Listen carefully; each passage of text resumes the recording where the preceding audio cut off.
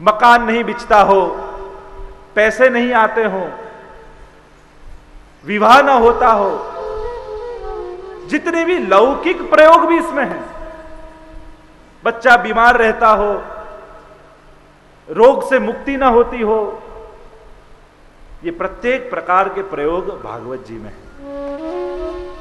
पर जो भागवत जी के पास ऐसे लौकिक फलों की इच्छा रखे वो तो मूर्ख है। भागवत जी स्वयं भगवान दे सकते, इतना सामर्थ्य भागवत जी का।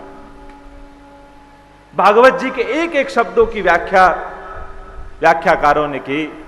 भा धातु भा प्रदीप्तौ, भा धातु कहने से प्रकाश का अर्थ होता है। जो जीवन में प्रकाश करे वो भागवत। हमारी सबकी आंखें अज्ञान से अंध हुई है, भागवत जी का आश्रय करने से जीवन में प्रकाश होगा, नूतन प्रकाश हमारे जीवन में आएगा। जो समग्र भागवत की कथा सुनेगा उसको दिशा मिलेगी, उसकी दशा सुधरेगी। अभी दशा बिगड़ी हुई है क्योंकि दिशा नहीं। भागवत जी प्रकाश के द्वारा दिशा सूचन करता है। ग यानी गति।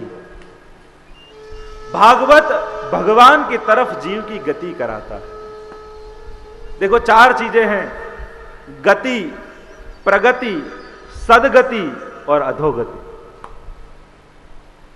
गति स्वाभाविक है, प्रत्येक का जीवन गतिशील है। आप चाहो कि न चाहो, लेकिन बच्चेपन से युवान हो गए, युवान से बूढ़े हो गए और बुढ़ापे के बाद मृत्यु आएगी। गति स्वाभाविक है, पर इस गति को प्रगति बनाना, सदगति बनाना या अधोगति बनाना ये हमारे हाथ में। हम सब प्रगति के पीछे होते हैं। किस प्रकार हमारी प्रगति हो, किस प्रकार जीवन स्तर सुधरे। इसलिए मैं तो हर बार कहता हूं, हम लोग जीवन स्तर का विचार करते हैं पर जीवन सुधारने का विचार नहीं करते। हम प्रत्येक लोग ये इच्छते हैं कि हमारा जीवन स्तर सुधर जाए, पर जीवन सुधरे इसकी विचार या इसकी चर्चा कभी नहीं होती। वैष्णवों, जीवन सुधारने का प्रयत्न करो, जीवन स्तर आप अपने आप सुधर जाएगा। वो एक सेठ तालाब के किनारे जा रहा था, इतने में एक मछली जल में तड़पती हुई बाहर आई और विचार आया, अरे मेरे पास ये मछली आई और मेरे जैसा सेठ इसको वापस पानी में तो नहीं डालेगा। मैं इतना बड़ा सेठ हूं, लाओ इसको दूध में रखूं। और दूध का एक कटोरा लिया, उसमें मछली को रखा, मछली तड़पने लगी। अरे मेरे जैसा सेठ पानी में तो नहीं डालेगा, घी का कटोरा भरा, उसमें मछली को डाला, मछली तड़पने लगी। मेरे जैसा सेठ पानी में तो नहीं डालेगा, शहद का कटोरा भरा, उसमें मछली को डाला, मछली तड़पने लगी। इतने में उसका मित्र आया, कहा क्या इसके जीवन के साथ खेल कर रहे हो। मछली को उठाया, फिर पानी में डाला और गति करती हुई मछली आगे चली, क्योंकि मछली का जीवन पानी है। उस सेठ ने उसका जीवन स्तर सुधारने की कोशिश की, पर जीवन का विचार नहीं किया। हम सब लोगों के साथ यही होता है, हम सब जीवन स्तर सुधारने में लगे रहते हैं, पूरा जीवन उसमें ही व्यतीत कर देते हैं, जीवन स्तर सुधारने में, पर जीवन की चर्चा नहीं करते। जीवन का विचार करो, मेरा जीवन कैसे सुधरे। ये भगवान की देन जो मानव देह मिला, वो किस प्रकार इस एक मौके को बड़े भाग मानुष तन पावा, सुर दुर्लभ सद ग्रंथ ही गावा। देवताएं भी जिसे लालायित रहते हैं, वो मानव देह हमको मिला, तो इस जीवन सुधारने की चर्चा में जाए। तो प्रगति में पड़ा रहता है व्यक्ति, सदगति का विचार नहीं करता। सदगति का विचार जब जागेगा और तब ही यह जीवन अपने पूर्ण संतोष को प्राप्त कर पाए। तो ग शब्द भागवत का गति का सूचक है। भा ग व, वह वर यानी श्रेष्ठ। भगवान की प्राप्ति में सर्वश्रेष्ठ कोई साधन हो तो श्रीमद् भागवत है। इससे उत्तम कोई उपाय नहीं, क्योंकि ये साधन तो है पर स्वयं फल भी है। इसके शरण में जो भाव लेकर आओगे, ये सर्वश्रेष्ठ उपाय है। वो प्रसंग आता है ना कि एक बार एक चोर भाग रहा है और पूरे गांव वाले उसके पीछे पड़े थे। पूरी टोली उसके पीछे मारो मारो करके दौड़ रही थी। कुछ चोर के भाग रहा था और चोर आगे आगे, लोग पीछे पीछे। चोर को कुछ कहीं छिपने का उपाय ढूंढ रहा था, कहां पर जाकर छिपूं। इतने में देखा तो एक जगह भागवत कथा चल रही है और हजारों लोग बैठे हैं सुनने के लिए। और चोर दौड़ता दौड़ता आकर भीड़ के बीच में बैठ गया और कथा पूर्ण होने वाली थी। इतने शब्द सुने, ठाकुर जी के स्वरूप का वर्णन चल रहा था कि श्री कृष्ण तो ऐसे हैं, ये श्याम सुंदर ऐसे हैं जो हीरे का मुगट धारण करते हैं, उरे का सिरपेच बांधते हैं, सच्चे पन्ने का माला धारण करते हैं, माणिक का उनका तिलक है और सच्चे मोतियों की माला धारण करते हैं, माणिक के हीरे के बाजूबंद पहनते हैं, सच्चे हीरे की मुद्रिकाएं धारण करते हैं, सुवर्ण की कटी मेखला है, सुवर्ण के झांझर हैं। प्रभु के स्वरूप का वर्णन चल रहा था और वहीं कथा पूरी हुई और चोर ने सुना कि ओहो, इतना सोना, इतने हीरे, इतने जवेरात, ये छोटी छोटी चोरियां करता हूं, इससे तो इस श्याम सुंदर को जो लूट लूं तो फिर कहीं भी चोरी करने नहीं जाना। अब कथा पूरी हुई, पूरी बात तो सुनी नहीं। अंत में प्रभु का इतना ही वर्णन सुना तो जहां सब अलग हुए, वैष्णव लोग गए तो उस कथाकार के पास गए और उस चोर ने पूछा कि श्याम सुंदर रहता कहां। मन में सोचा कि एक बार इसके वहां चोरी हो जाए, फिर कहीं भटकना ही नहीं। तो कथाकार को तो हुआ, तो इसको तो जिज्ञासा लगती है कि भगवान कहां है। उसने तो कहा कि श्याम सुंदर तो ब्रज में है। और उसने तो दूसरे ही दिन टिकट कराई ट्रेन की, बैठ गया ब्रज की ट्रेन में और गया ब्रज में। मथुरा उतरा और सबसे पूछने लगा कि ये श्याम सुंदर कहां रहते हैं। तो कोई भक्त लोग जा रहे तो उन्होंने कहा ये मंदिर में होंगे। तो मंदिर के अंदर गया, ऐसे सबसे पूछता पूछता प्रत्येक मंदिर में गया, पर उसको तो लगा वो जो वर्णन हो रहे थे ये सब तो श्रृंगार तो खोटे हैं। मैंने तो सुना था कि ये श्याम सुंदर तो सच्चे हीरे का मुगट धारण करता है, सच्चे श्रृंगार पहनता है, ये तो सब खोटा पहना है, ये वो नहीं लगता। पूरा दिन ढूंढा, संध्या काल हुई, दोपहर का समय हुआ, कोई सन्यासी जा रहे थे, संध्या काल होने आई और पूछा श्याम सुंदर कहां। सन्यासी को हुआ ये कोई भक्त लगता है। कहा अभी तो वो वृंदावन में गाय चरा रहे होंगे और आने का समय हो रहा होगा, श्याम सुंदर को जो मिलना है तो वृंदावन में जाओ। उससे तो हुआ शायद वृंदावन में अच्छा वन है, अकेला होगा, लूटने में भी सरलता रहेगी।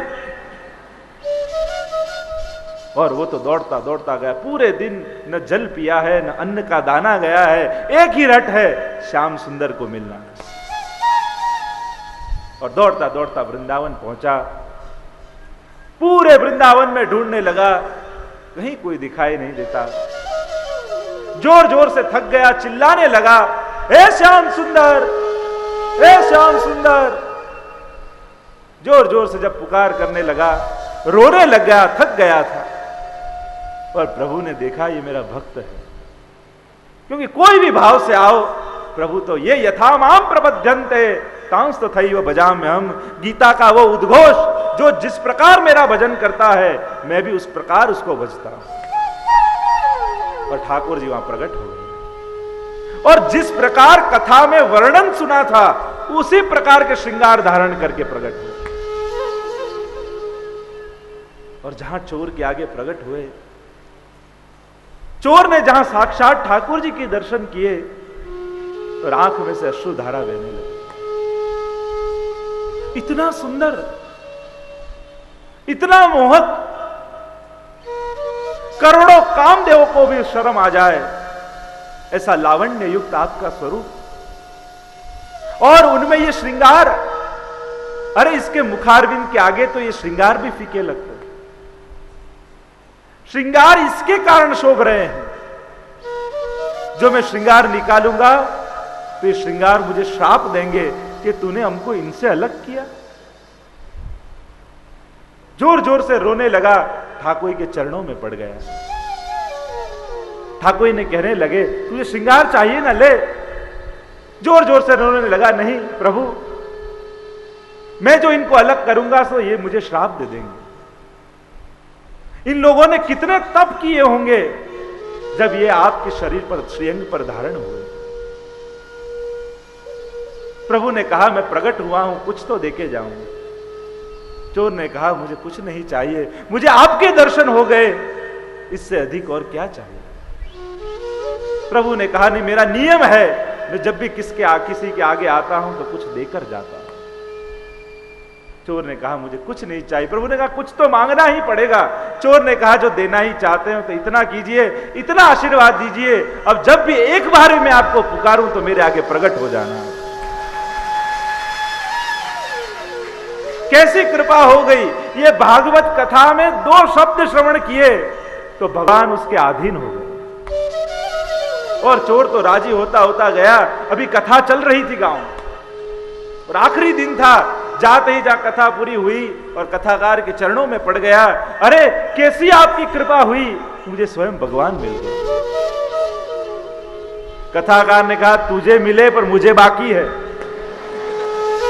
मुझे भी दर्शन करा दे।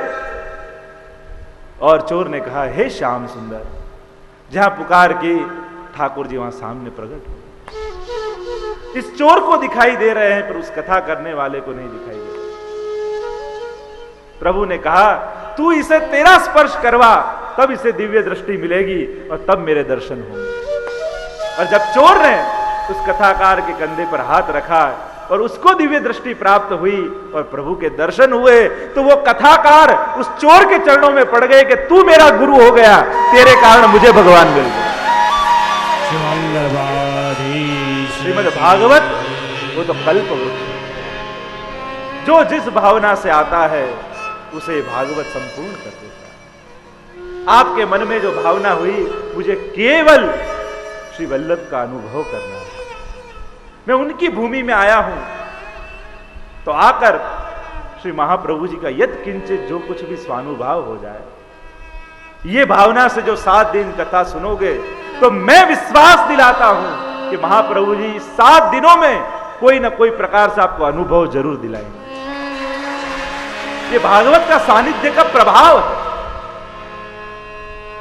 ये भागवत का फल है। यहां जो भी मनोकामना करोगे ठाकुर जी पूर्ण करेंगे। तो भगवत प्राप्ति में ये श्रेष्ठ साधन है वह, और तब ये भवसागर से तराने वाले हैं। भवसागर से जिसको पार उतरना है कि भागवत परम नौका है, जो इन पर सवार होता है, ठाकुर जी स्वयं उसके मल्लाह बनकर उसे भवसागर से पार ले जाते हैं। तो इस भागवत स्वयं भगवान है और भगवत प्राप्ति का सर्वोत्तम साधन है। श्री महाप्रभु जी ने बताया, जिसे वेद में कहा द्वादशांगो वही पुरुषाः, वो परम पुरुष भगवान के 12 अंग हैं। उसी प्रकार श्रीमद् भागवत के भी 12 स्कंद हैं। श्रीमद् भागवत में 12 स्कंद, 335 अध्याय और 5,76,000 अक्षर है। 12 स्कंद वाले स्वयं श्रीनाथ जी बाबा हैं। शास्त्रों में 8 प्रकार के भगवान के स्वरूप का वर्णन है। श्रीमद् भागवत भगवान का वांगमय स्वरूप है, वाणीमय स्वरूप है। देखो, जिस प्रकार के असुर हो उस प्रकार भगवान का अवतार होता है। जैसे हिरण्याक्ष को मारना था तो वराह अवतार लिया, हिरण्यकश्यप को मारना था, उसको वरदान मिले हुए थे, तो उस अनुसार नरसिंह अवतार लिया। बलि राजा पर कृपा करनी थी तो वामन बने, विराट बने। तो जिस प्रकार का असुर हो उस प्रकार भगवान अवतार लेते हैं। तो भागवत जी वांगमय, वाणीमय भगवान का अवतार है। क्यों? क्योंकि परीक्षित को वाणीमय असुर रूप श्राप लगा। परीक्षित को जो श्राप लगा वो वाणी रूप था। वाणी से दिया ना कि 7 दिन में मृत्यु होगी, तक्षक दंश देगा। तो वो श्राप वाणी रूप था और इसलिए उस श्राप रूप असुर को मारने के लिए भगवान ने वाणी रूप श्रीमद् भागवत जी का अवतार लिया। ये 12 स्कंद वाले स्वयं भगवान। और महाप्रभु जी ने तो बहुत सुंदर श्रीनाथ जी बाबा के 12 अंग के साथ श्रीमद् भागवत जी के 12 स्कंद की समानता की। पहले और द्वितीय स्कंद यानी श्रीनाथ जी बाबा के दक्षिण और वाम चरण, तृतीय और चतुर्थ स्कंद यानी श्रीनाथ जी बाबा के दोनों बाहु, पंचम और षष्ठ स्कंद श्रीनाथ जी बाबा की दोनों जंघाएं, सप्तम स्कंद श्रीनाथ जी बाबा का मुष्टिक वाला हाथ, अष्टम और नवम स्कंद श्रीनाथ जी बाबा के दोनों वक्षस्थल, दसम स्कंद श्रीनाथ जी बाबा का हृदय, एकादश स्कंद श्रीनाथ जी बाबा का मस्तक और 12 स्कंद श्रीनाथ जी बाबा का उठा हुआ हाथ। महाप्रभु जी ने इतने सुंदर ढंग से समानता की। देखो 1 2 3 4 सीधे यूं नहीं लिया। प्रथम द्वितीय स्कंद श्रीनाथ जी बाबा के दोनों चरण कहे, फिर तृतीय चतुर्थ स्कंद दोनों जंघाएं कहनी चाहिए, जो सीधे 12 स्कंद की समानता ही करनी है। तो पहले 2 चरण कहे, फिर 2 3 4 जंघा कह देनी चाहिए, पंचम स्तन कटी वक्षस्थल कहना चाहिए। पर महाप्रभु जी ने बहुत सुंदर भावना की। महाप्रभु जी कहते हैं कि श्रीनाथ जी बाबा रूपी मां है और ये बालक रूपी जीव है। ये जीव रूपी बालक जब क्षुधातुर हुआ, मां के उस कृपा रस का पान करने के लिए आतुर हुआ, तब ये जीव रूपी बालक धीरे धीरे चलता चलता मां के चरणों तक आया। और ये श्रीनाथ जी बाबा रूपी मां जो खड़ी हैं, उनके दोनों चरणों को पकड़ा और अपनी पिपासा, जो भगवत रस पीने की जो इच्छा है, वो ठाकुर जी के मुखारविंद के सामने दृष्टि करी और ये मां रूपी श्रीनाथ जी बाबा समझ गए। तो बालक ने सर्वप्रथम 2 चरण पकड़े, यानी सर्वप्रथम प्रथम और द्वितीय स्कंद श्रीनाथ जी बाबा के दोनों चरण। और जहां बालक को क्षुधातुर देखा और श्रीनाथ जी बाबा रूपी मां को करुणा उमड़ी, अपने बालक के प्रति वो भाव जागृत हुआ। वो करुणामयी रूपी श्रीनाथ जी बाबा रूपी मां नीचे झुकी और अपने बालक, जीव रूपी बालक को गोदी में लिया। इसलिए तृतीय और चतुर्थ स्कंद यानी श्रीनाथ जी बाबा के दोनों बाहु जीव रूपी बालक को गोदी में लिया। और जब देखा कि बालक मेरे परम कृपा रस का पान करना चाहता है, तब श्रीनाथ जी बाबा रूपी मां अपनी गोदी करके उन अपने बालक, जीव रूपी बालक को अपनी गोदी में रखा। और इसलिए पंचम और षष्ठ स्कंद श्रीनाथ जी बाबा की दोनों जंघाएं। और बालक क्षुधातुर हुआ है, पुनः पुनः ऊंचा उठकर मां की, उस भगवान रूपी मां की उस कृपा रस का पान वक्षस्थल से करना चाहता है, पहुंच नहीं पाता है। उसका मुख भगवान रूपी मां के वक्षस्थल पर नहीं पहुंचता। तब जैसे मां अपने बालक को जब दूध पान कराती है और उसका मुख न पहुंचता हो तो नीचे उसके मस्तक पर हाथ रखती है, उसी प्रकार श्रीनाथ जी बाबा ने अपने इस जीव रूपी बालक को अपने परम कृपा रस का पान कराने के लिए अपने जीव रूपी बालक के मस्तक पर सप्तम स्कंद रूपी हाथ रखा और उसका मुख भगवान रूपी मां के वक्षस्थल पर पहुंचा और लीन होकर भगवान रूपी मां के वक्षस्थल से कृपा रस का पान करने लगा। परम आनंद की अनुभूति उस जीव को हुई और यहां भगवान को भी परम आनंद हुआ। जैसे एक मां अपने बालक को स्तनपान कराती हो, वक्षस्थल से दूध का पान कराती हो और परम मातृत्व का जो संतोष मां के अंदर होता है, उसी प्रकार आज भगवान के अंदर अपने भगवत्ता का संतोष जागा और प्रभु भी लीन हुए उस भक्त में। परस्पर जीव का और ब्रह्म का एक दूसरे में निरोध हुआ और ये जीव रूपी बालक आंखें बंद करके अपनी भगवान रूपी मां के वक्षस्थल से उस कृपा रस का पुष्टि का पान कर रहा है। और जहां बालक को इस तरह लीन होकर अपने कृपा का पान करते देखा तो भगवान रूपी मां को और करुणा उमड़ी।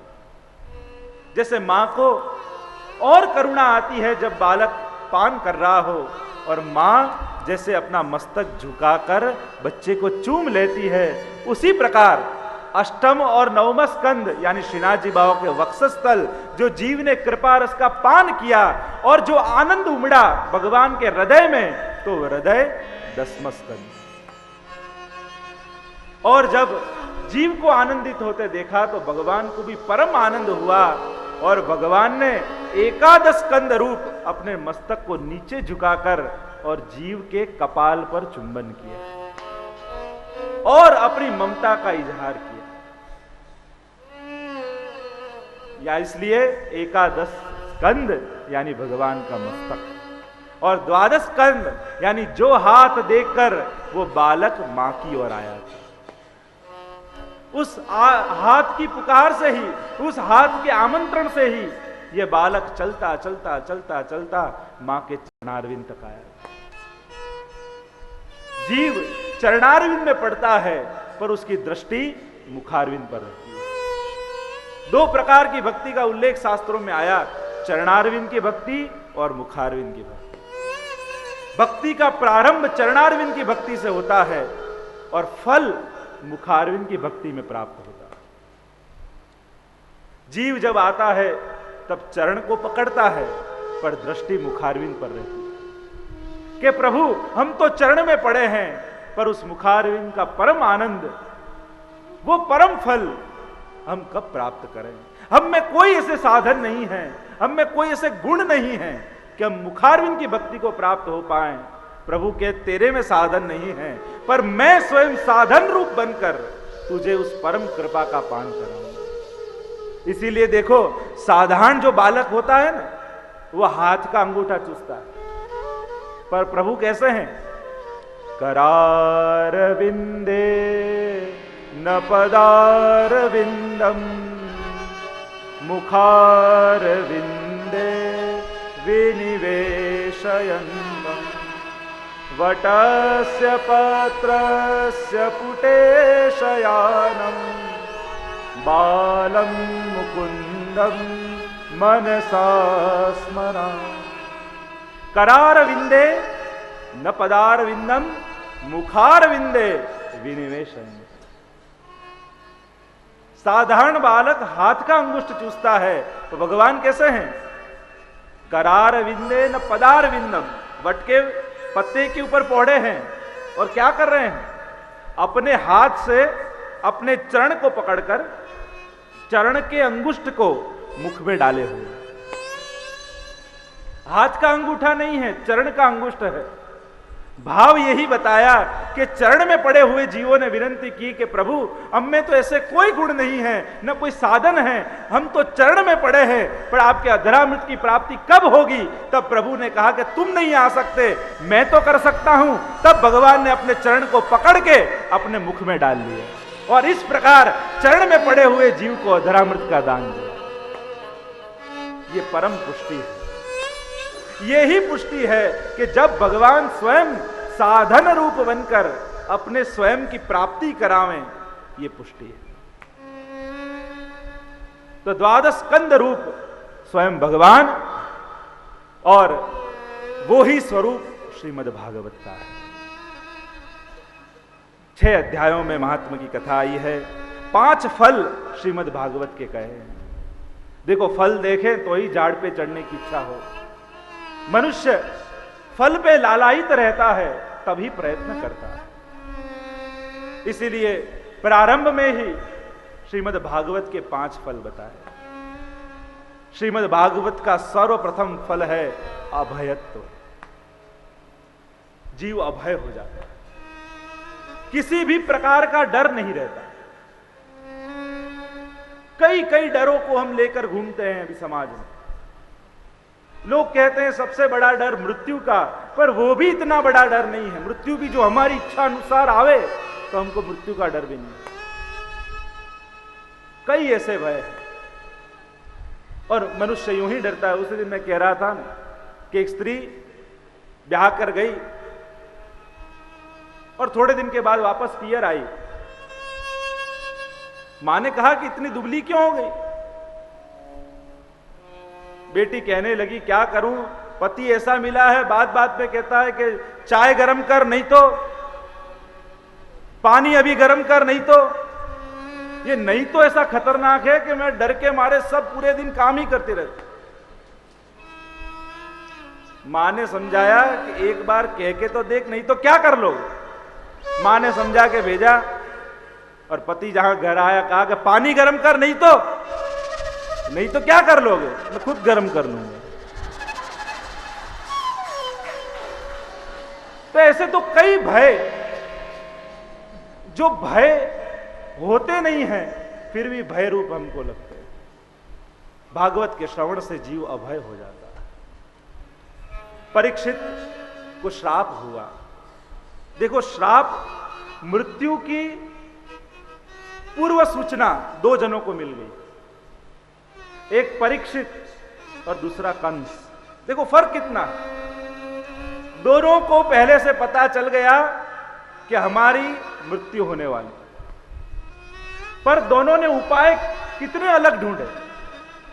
परीक्षित को जब पता चला कि मेरी 7 दिन में मृत्यु है तो उसने उद्धार का विचार किया, और जहां कंस को पता चला कि मेरी मृत्यु है तो उसने मृत्यु के कारण को खत्म करने की कोशिश की। और कितना फर्क हो गया दोनों की मृत्यु में। तो परीक्षित जब श्राप लगा, शुरुआत में भय लगा कहीं मेरी अधोगति न हो जाए, तक्षक के द्वारा दंश लगेगा, कहीं अधोगति हो जाएगी, मेरे पूर्वजों का जो पुण्य बल है वो क्षीण हो जाए। पर गंगा जी के तट पर आए, सुखदेव जी का सानिध्य मिला और अपने उद्धार का मार्ग ढूंढ लिया। मृत्यु तो कहीं पीछे रह गई, मृत्यु के माथे पर पैर धर के आप पधार गए।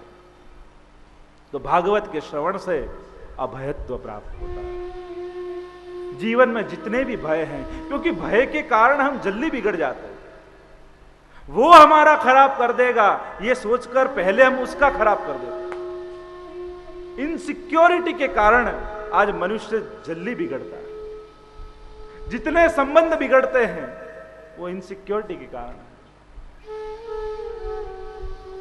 कहीं कोई ले न जाए, कहीं कोई बिगड़ न जाए, वस्तु आते ही भय हो जाता है। वस्तु प्राप्त करने के प्रयत्न में भय रहता है। सर्वत्र भय है। हम देखने जाएं तो हमारे एक एक कार्य में भय रहता है। अरे अलौकिक करने जाओ, कोई मनोरथ करके बैठो तो भी भय रहता है कि मनोरथ अच्छे ढंग से होगा कि नहीं। भय तो कहां नहीं। देखने जाओ, सेवा पधराते हो तब भी भय लोग रखते हैं। सेवा पधरा तो लें फिर निभेगी कि नहीं, ब्रह्म समन ले तो लें फिर निभेगा कि नहीं। भय केवल लौकिक में नहीं है, अलौकिक में भी सतत भय है। तो ये प्रत्येक प्रकार के भय श्रीमद् भागवत के श्रवण से दूर हो जाते हैं। दूसरा फल कहा, भागवत के श्रवण से भगवान में प्रेम होता है। भगवान में प्रेम ये अन्य कोई शास्त्र नहीं देता। देखो, प्रेम कोई दे ही नहीं सकता। प्रेम ऐसी कोई चीज नहीं है कि किसी के अंदर ऑपरेशन करके डाल दो। प्रेम तो पैदा होता है। प्रेम भरा नहीं जाता, प्रेम तो प्रकट होता है। प्रेम ते प्रकट हो ही मैं जाना, हरि व्यापक सर्वत्र समाना। देखो भगवान तो सब जगह है, सबको मिले हुए हैं। अभाव भगवान का नहीं है, अभाव प्रेम का है। प्रेम के अभाव के कारण प्रत्येक कण में भगवान होते हुए भी प्रभु का एहसास नहीं होता। अभाव प्रेम का है। और प्रेम ऐसी वस्तु है, प्रेम न बाड़ी उपजे, प्रेम न हाट बिकाए, राजा प्रजा जाहि रुचे, शीस दिए ले जाए। जहां तक अहंकार का निर्मूलन न हो, वहां तक प्रेम प्रकट नहीं होता। प्रेम यानी समर्पण, प्रेम की अभिव्यक्ति ही समर्पण। हम समर्पण सीधे करने जाते हैं, पर प्रेम जब होगा तो प्रेम अभिव्यक्त ही समर्पण के द्वारा होगा। जिसके साथ प्रेम हो गया, फिर समर्पण करवाना नहीं पड़ता, समर्पण ही होने लगता है। तो श्रीमद् भागवत भगवान में प्रेम जगाता है। आप एक एक भक्तों की कथा जब श्रवण करेंगे, प्रहलाद आएंगे, ध्रुव आएंगे, विदुर जी आएंगे, भीष्म जी आएंगे, कुंता जी आएंगी, पृथु राजा आएंगे, बलि राजा आएंगे, नवयोगेश्वर आएंगे। जिन जिनों की चर्चा होती जाएगी, उनके श्रवण मात्र से, उनकी कथा के अवगाहन मात्र से आपके अंदर भी भगवान के प्रति प्रेम बढ़ता जाएगा। और 7 दिनों के बाद मन यह संकल्प करेगा, अब भगवान से कुछ नहीं चाहिए, भगवान ही चाहिए। जब जीव के अंदर यह संकल्प आता है, भगवान चाहिए, भगवान से कुछ नहीं चाहिए, उसी क्षण भगवान के अंदर भी यह संकल्प जगता है, अब भक्त चाहिए, भक्त से कुछ नहीं चाहिए। फिर कुछ भी धरो भरो, जो हो न हो, फिर भगवान को आग्रह भक्त का हो जाता है। भगवान को भक्त से कुछ नहीं चाहिए, भक्त चाहिए। तो भगवान में प्रेम श्रीमद् भागवत जगाता है। चौथा फल, तीसरा फल, भागवत से भगवत कृपा प्राप्त होती। भगवान की कृपा यानी क्या? कई कई व्याख्या हम कृपा की लेकर बैठे रहते हैं। कुछ नया मकान बना तो हम कहेंगे ठाकुर की कृपा हो गई, कोई वाहन नया आया तो हम कहेंगे कृपा हुई, कुछ अलौकिक हुआ तो हम कहेंगे कृपा हुई। कृपा यानी क्या? कृपा की व्याख्या क्या? कृपा आप किस चीज को मानेंगे? देखो, भक्त के अनुसार कृपा की व्याख्या होती है। जैसा भक्त उस अनुसार उसके लिए कृपा की व्याख्या अलग होती है। 4 प्रकार के भक्त गीता में कहे, आर्तो जिज्ञासु अर्थार्थी च ज्ञानी वरतर्षव। आर्त, जिज्ञासु, अर्थार्थी और ज्ञानी, 4 प्रकार के भक्त कहे। चारों के लिए कृपा की व्याख्या अलग हो। अब जो आर्त भक्त है, दुखी है, और दुखी भक्त जब भगवान के पास जाएगा, मुझे ये सब तकलीफें हैं, ये रोग है, इतनी तकलीफ है, तो वो क्या करेगा? भक्त के बाद भगवान उसके आगे प्रकट हो जाएंगे, तो ये उसके लिए कृपा नहीं होगी। उसके लिए कृपा तो यही है कि उसका दुख दूर हो। जो भगवान प्रकट हो जाए तो भी कहेगा, क्या प्रकट होकर हंस रहे हो प्रभु, क्या मजाक उड़ा रहे हो? मुझे आपकी आवश्यकता नहीं है, आपसे ये वस्तु की आवश्यकता। तो आर्त भक्त के लिए कृपा की व्याख्या अलग है। जिज्ञासु, जो भक्त भगवान को जानना चाहता है, तो उसके लिए भी भगवान प्राप्ति कृपा नहीं है। भगवान के विषय में जो जानकारी है, भगवत ज्ञान है, वो उसके लिए कृपा है। अर्थार्थी भक्त है, जो अर्थ की कामना से भगवान को बचता है। कई लोग ने नियम रखते हैं कि जो लॉटरी लग जाए तो गिरिराज जी में जाके मनोरथ करेंगे, या जॉब में प्रमोशन हो जाए तो अभी के अभी श्रीनाथ जी निकल जाऊंगा। हम लोग, कई लोग मानता रखते हैं। तो उसके लिए श्रीनाथ जी प्रकट भी हो जाएं तो ये उसके लिए कृपा नहीं है। उसके लिए कृपा तो लॉटरी लगना ही है। ये अर्थार्थी भक्त के लिए कृपा है। और जो ज्ञानी परम भक्त है उसके लिए भगवान कोई वस्तु दे दें वो कृपा नहीं है। उसके लिए तो भगवान मिले वो ही उसके लिए कृपा है। तो भगवत कृपा श्रीमद् भागवत के माध्यम से होती है।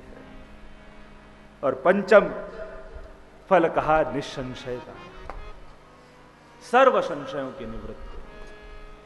कोई भी प्रकार का संशय भागवत के श्रवण के बाद नहीं रहता। भगवान है या नहीं, भगवान कैसे हैं, भगवान क्या करते होंगे, भक्ति क्या है, ज्ञान क्या है, कर्म क्या है, कितने कितने संशय हमारे अंदर हैं। पर ये सब संशयों की निवृत्ति श्रीमद् भागवत के आश्रय मात्र से होती है। ये 5 फल श्रीमद् भागवत के बताए और इन 5 फल जब जीव भागवत का आश्रय करता है तो ये 5 फलों को भागवत भगवान प्रदान करते हैं। अब 6 अध्याय में पद्म पुराणांतर्गत श्रीमद् भागवत जी का महात्म्य बताया, क्योंकि महात्म्य के द्वारा ही उपयोग और विनियोग का ज्ञान होता है। जब जिस चीज का महात्म्य पता चले कि ये क्या है, इसका स्वरूप क्या है, तो उसको किस प्रकार से उपयोग करना या उसका विनियोग कहां करना, ये महात्म्य ज्ञान के द्वारा पता चलता है। महात्म्य ज्ञान के द्वारा ही व्यवहार का ज्ञान होता है। जैसे हम कोई ट्रेन में जा रहे हो और बहुत भीड़ है, हम सब बैठे हैं, हमारा बच्चा है, साथ में बहुत सारी भीड़ है, एक व्यक्ति खड़ा है, हमारे पास जगह थी फिर भी हम फैल कर बैठ गए, उसको बैठने नहीं दिया, वो खड़ा। और इतने में ट्रेन आगे चल रही है और उतने में ही हमारा बच्चा बीमार पड़ा। और जहां बच्चा बीमार पड़ा वो खड़ा हुआ व्यक्ति डॉक्टर था। उसने तुरंत बच्चे को चेक किया, दवाई दी, इंजेक्शन दिया, तुरंत बच्चा ठीक हो गया। तुरंत हम उठ जाते हैं, आइए आइए बैठे। पहले वो ही व्यक्ति था पर हमने उसको बैठने नहीं दिया। पर जहां महात्मा ज्ञान हुआ, अरे ये डॉक्टर है, तुरंत उसका व्यवहार का ज्ञान हुआ। उसी प्रकार महात्मा के द्वारा व्यवहार का ज्ञान होता। एक संत थे, एक कुटिया में रहते थे। कुटिया में नदी के तट पर थी। रोज एक धोबी कपड़ा धोने आता। संत के पास पारसमणि था। 2-3 महीने रुके, चातुर्मास पूरा हुआ, वहां से जाने का समय आया। संत रोज देखते कि ये धोबी बेचारा कितना गरीब है। अंत में करुणा आई, उनको हुआ कि लाओ ये पारसमणि ये धोबी को दे दो। और जाते जाते वो पारसमणि धोबी को दे गए। और आप तो चले गए। 5-6 महीने के बाद वापस वो संत वहां आए और देखा तो वो धोबी वहीं कपड़ा धो रहा है। मन में आश्चर्य हुआ, अरे मैंने इसको पारसमणि दिया और ये इतना गरीब का गरीब ही है। धोबी को बुलाया और कहा, मैंने तुझे वो पत्थर दिया था, हां बहुत अच्छा था, नहाने में बहुत काम आता था, रोज घिस घिस कर मैल उसी से मैं निकालता। संत ने कहा, अरे वो पत्थर नहीं, वो पारसमणि था, वो उसको लोहे में जो छुआ दिया तो वो लोहे भी सोना कर दे, ऐसा पारसमणि है। धोबी ने कहा, पर देते समय कहना चाहिए ना। महात्मा के द्वारा विनियोग का ज्ञान नहीं है। ये 6 अध्याय के द्वारा भागवत जी का महात्म्य बताया कि भागवत जी क्या है, कौन सा फल देने में भागवत जी समर्थ हैं। ये 6 अध्याय में महात्म्य का ज्ञान करवाया। क्योंकि भक्ति की भी व्याख्या कही गई, महात्म ज्ञान पूर्वस्तु सुदृढ़ सर्वतोधिक स्नेहो इति भक्ति रीति प्रोक्त। भक्ति यानी क्या? ढोल नगारे बजाना, कीर्तन गाना, पाठ करना, तीर्थ में जाना। भक्ति की व्याख्या कही, महात्म ज्ञान पूर्वक सुदृढ़ सर्वसे अधिक स्नेह उसका नाम भक्ति। तो भक्ति के लिए महात्म ज्ञान परम आवश्यक है। 6 अध्याय में महात्म ज्ञान की कथा आई। सर्वप्रथम महात्म के प्रथम अध्याय में प्रथम श्लोक में मंगलाचरण किया।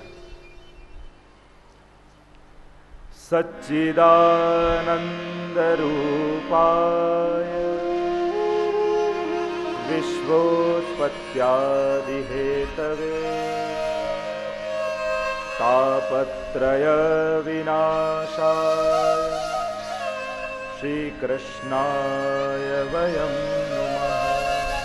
सब बोले सच्चिदानंद रूपाय विश्वोत्पत्त्यादि हेतवे तापत्रय विनाशाय श्री कृष्णाय वयं नुमः।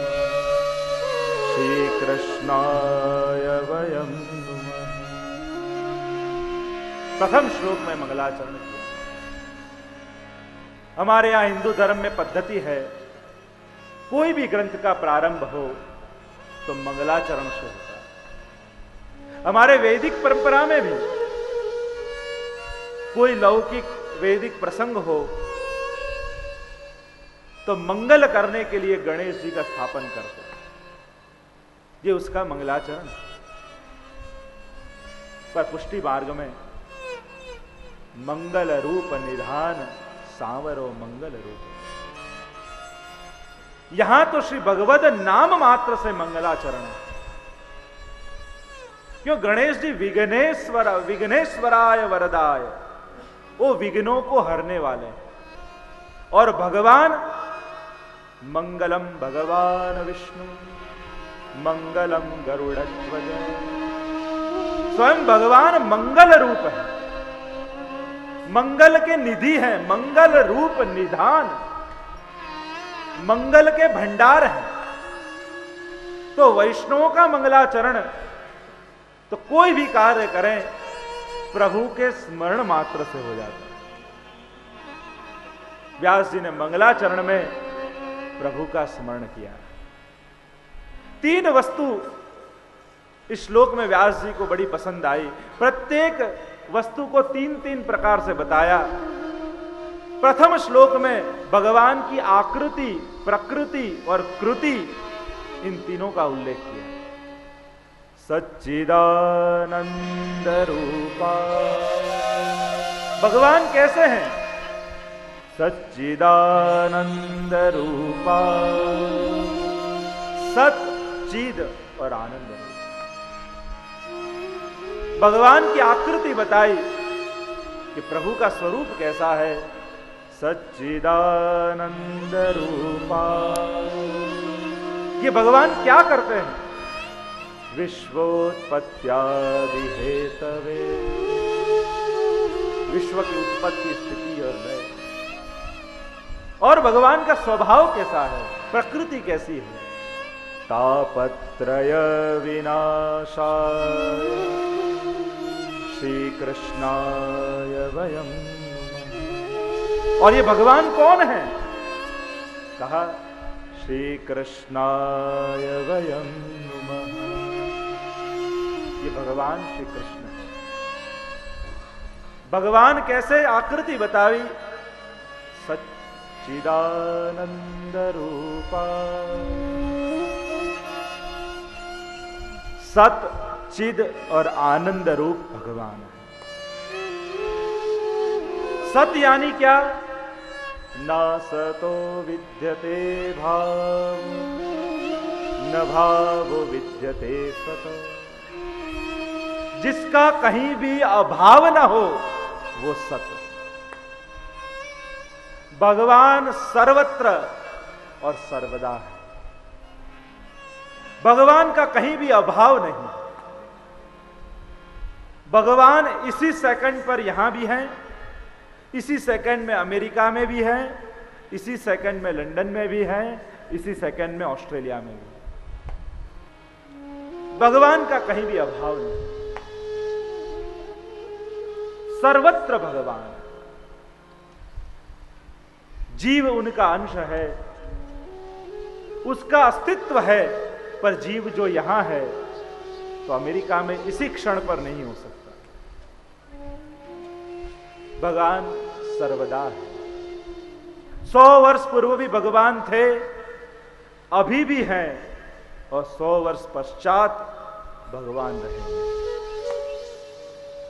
भगवान का कहीं भी अभाव नहीं होता। देखो हम और भगवान कितने निकट हैं। 3 प्रकार की शास्त्रों ने दूरी बताई भगवान और जीव। किसी भी वस्तु से 3 प्रकार की दूरी हो सकती है।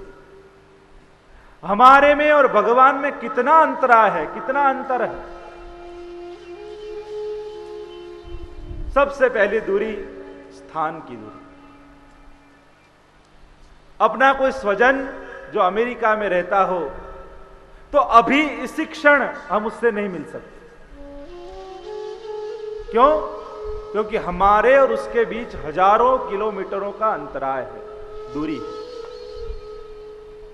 इसी क्षण हम उस व्यक्ति से नहीं मिल सकते क्योंकि स्थान की दूरी है। तो विचार करो, क्या भगवान और अपने बीच स्थान की दूरी संभव है? क्या हम ये कह सकते हैं कि भगवान यहां है पर अहमदाबाद में नहीं है, या अमेरिका में नहीं है, या इंग्लैंड में नहीं है? हम जहां हैं उसी क्षण वहां पे भगवान भी है। यानी हमारे और भगवान के बीच स्थान की दूरी संभव नहीं। दूसरी दूरी है काल की दूरी। जैसे गांधी जी को अभी हमें मिलना हो तो हम नहीं मिल सकते, क्योंकि उनके और हमारे बीच कई वर्षों का अंतराय है।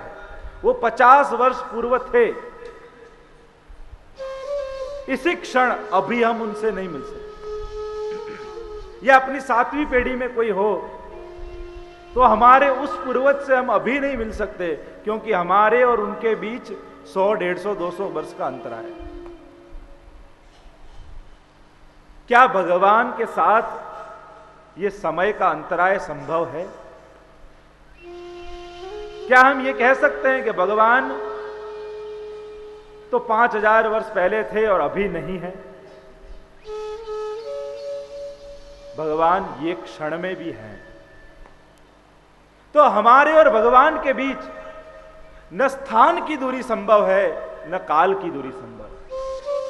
कहने का मेरा अर्थ, हम जहां हैं और जिस समय में हैं वहां और उसी क्षण भगवान भी वही है।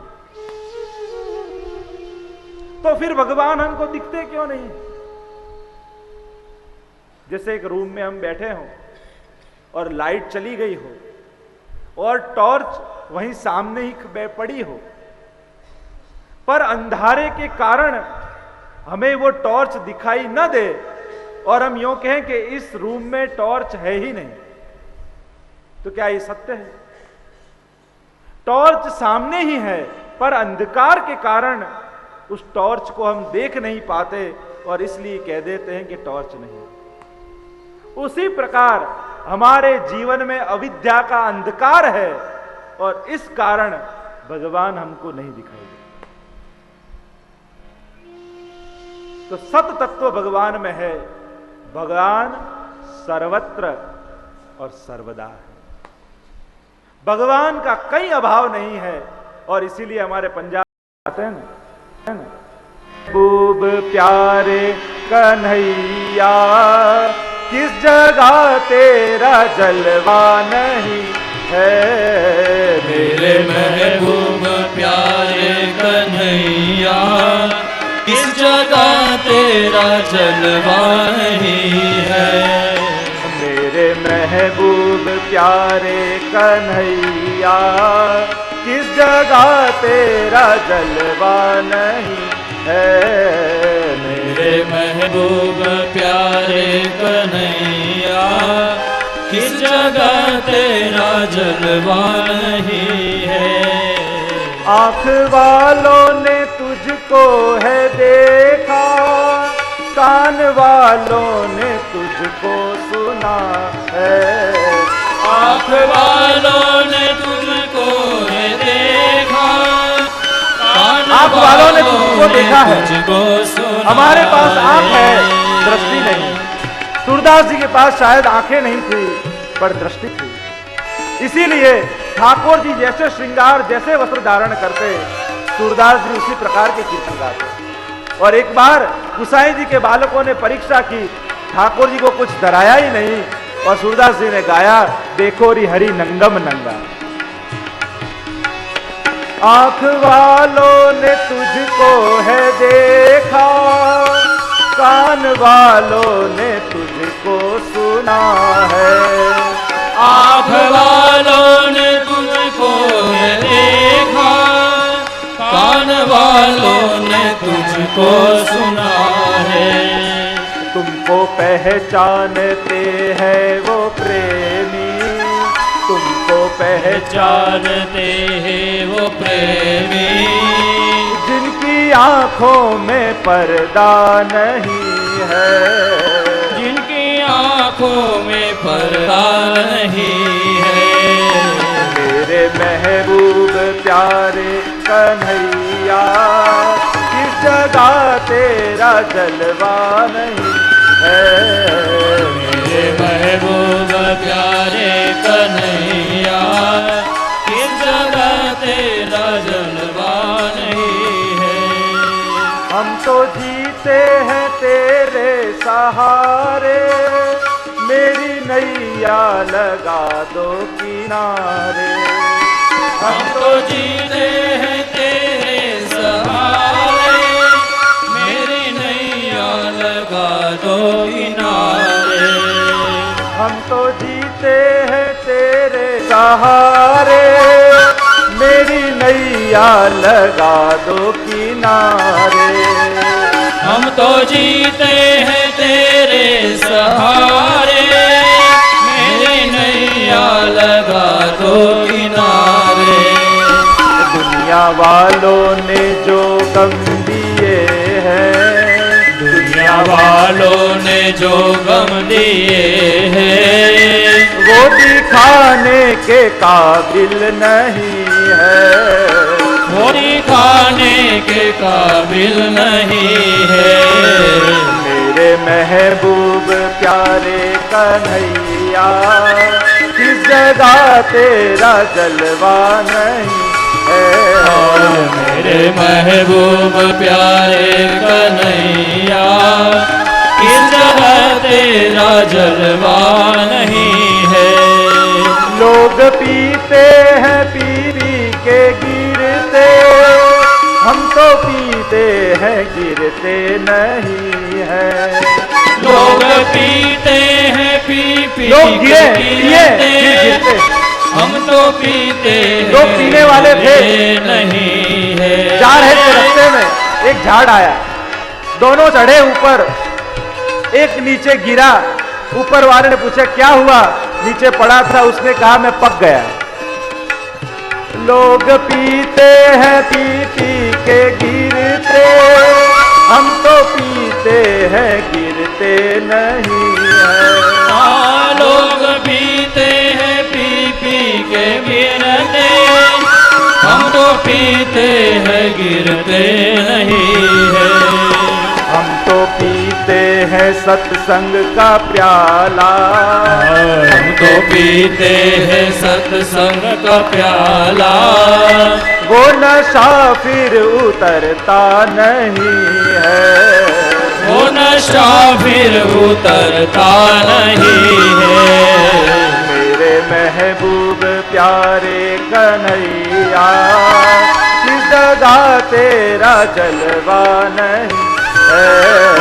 मेरे महबूब प्यारे कन्हैया, किस जगह तेरा जलवा नहीं है। पूजा करते हैं शाम सवेरे, इनके काटो 84 वाले फेरे। पूजा करते हैं शाम सवेरे, इनके काटो 84 वाले फेरे। पूजा करते हैं शाम सवेरे, इनके काटो 84 वाले फेरे। पूजा करते हैं शाम सवेरे, इनके काटो 84 वाले फेरे। दुनिया वाले अगर कुछ भी समझे, दुनिया वाले अगर कुछ भी समझे, दुनिया वाले अगर कुछ भी समझे, दुनिया वाले अगर कुछ भी समझे। हम तो दुनिया से डरते नहीं हैं, हम तो दुनिया से डरते नहीं है। मेरे महबूब प्यारे कन्हैया, किस जगह तेरा जलवा नहीं है। मेरे महबूब प्यारे कन्हैया, किस जगह तेरा जलवा नहीं है। मेरे महबूब प्यारे कन्हैया, किस जगह तेरा जलवा नहीं है। मेरे महबूब प्यारे कन्हैया, किस जगह तेरा जलवा नहीं है। आँख वालों ने तुझको है देखा, कान वालों ने तुझको सुना है। आँख वालों ने तुमको है देखा, कान वालों ने तुमको सुना है। तुमको पहचानते हैं वो प्रेमी, तुमको पहचानते हैं वो प्रेमी, जिनकी आंखों में पर्दा नहीं है। जिनकी आंखों में पर्दा नहीं है। मेरे महबूब प्यारे कन्हैया, किस जगह तेरा जलवा नहीं है। मेरे महबूब प्यारे कन्हैया, किस जगह तेरा जलवा नहीं है। महबूब प्यारे विनाशाय, किस जगह तेरा जलवा नहीं है। मेरे महबूब प्यारे कन्हैया, किस जगह तेरा जलवा नहीं है। मेरे महबूब प्यारे कन्हैया, किस जगह तेरा जलवा नहीं है। मेरे महबूब प्यारे कन्हैया, किस जगह तेरा जलवा नहीं है। भगवान का कहीं भी अभाव नहीं। विश्व का कोई भी कण भगवान के